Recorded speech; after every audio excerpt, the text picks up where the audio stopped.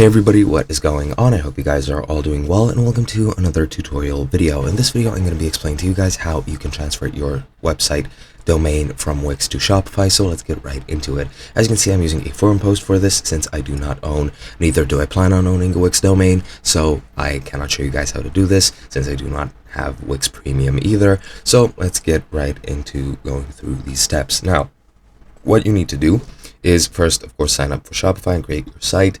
You need to customize your homepage, add new pages if you wish.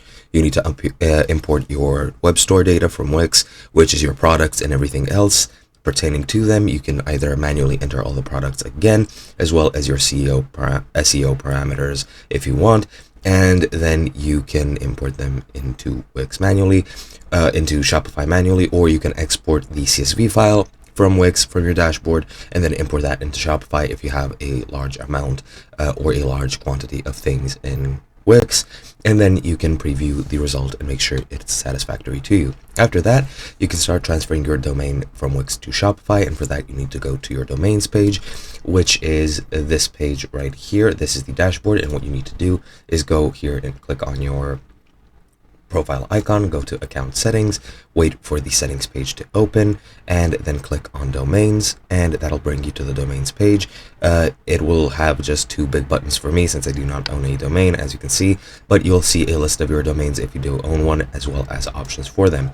Now, what else you can do after that? You need to click on advanced, or I think it's more actions in Wix's case, so the three dots next to your domain that you want to transfer.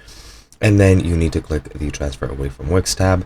Then you need to email yourself the EPP code, and you will be able to transfer the domain if you've purchased it less than 60 days ago. So you need to wait for 2 months before transferring, and you need to select the Shopify domain transfer route. And after sending the inquiry, the migration will be completed within a week.